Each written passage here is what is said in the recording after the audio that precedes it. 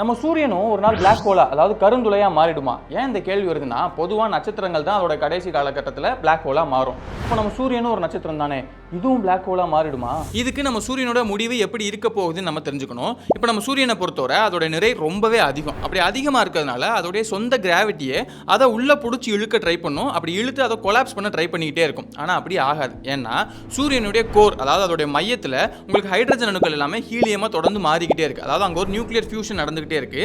அதனால ரொம்ப அதிகப்படியான ஆற்றல் வெளிப்படும். இப்போ இந்த ஆற்றல் என்ன பண்ணும்னா, சூரியனோட அந்த கிராவிட்டி அதை பிடிச்சி இழுக்க ட்ரை பண்ணுதுல, அந்த கிராவிட்டிக்கு எதிரான ஒரு ஃபோர்ஸா செயல்படும். அதனால சூரியன்ல அந்த பேலன்ஸ் கெட்டு போகாம தொடர்ந்து அதோட பேலன்ஸ் மெயின்டைன் ஆகிட்டே இருக்கும். ஆனா இது அப்படியே இருக்குமான்னு கேட்டா இல்ல. ஒரு 5 பில்லியன் அதாவது 500 கோடி ஆண்டுகள் கழிச்சு 500 கோடி ஆண்டுகள் வரைக்கும் நான் உயிரோட இருப்பேன் அப்படின்னு யோசிக்க கேட்குது.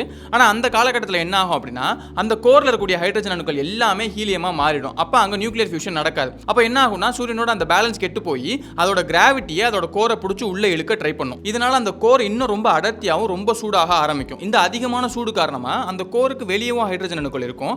அந்த ஹைட்ரஜன் அணுக்கள் எல்லாமே கொஞ்சம் கொஞ்சமாக ஹீலியமாக மாற ஆரம்பிக்கும். இதே நேரத்தில் கோருக்குள்ள ஏற்கனவே ஹைட்ரஜன்லேருந்து ஹீலியமாக மாறின அந்த அணுக்கள் எல்லாமே இப்போ ஹீலியம்லேருந்து கார்பனா மாற ஆரம்பிக்கும். இப்போ இந்த ரெண்டு ப்ராசஸ்னால இன்னும் அதிகப்படியான ஆற்றல் வெளியே வரும். அதனால சூரியனோட வெளிப்புறத்தில் இருக்கக்கூடிய அந்த எக்ஸ்டர்னல் லேயர்ஸ் எல்லாமே கொஞ்சம் கொஞ்சமாக பெருசாக ஆரம்பிக்கும்.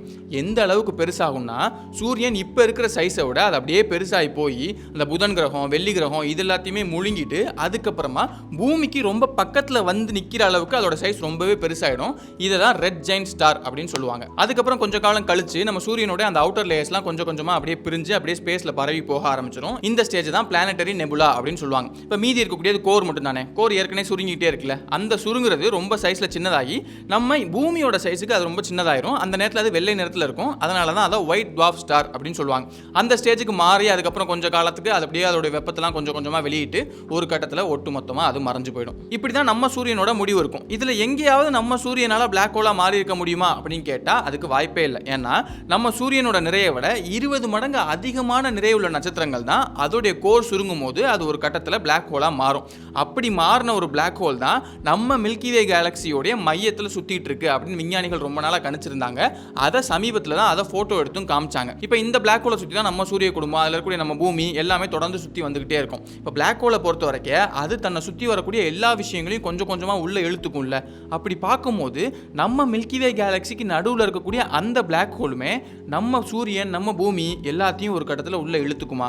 இதை பற்றி ரொம்ப டீட்டெயிலான வீடியோ பண்ணியிருக்கோம். அதை பற்றி நீங்கள் தெரிஞ்சுக்கணும்னு நினச்சிங்கன்னா அதுக்கான லிங்க் நான் சேனல் லோகோ கீழே கொடுத்துருக்கேன். அதை கிளிக் பண்ணினா நீங்கள் இந்த பிளாக் ஹோலை பற்றி நிறைய விஷயங்களை தெரிஞ்சுக்கலாம். ஆரோக்கியமான வாழ்க்கைக்கு ஆராவில் ஹெல்த் மிக்ஸ் auravil.in வெப்சைட்ல இருந்து வாங்கலாம்.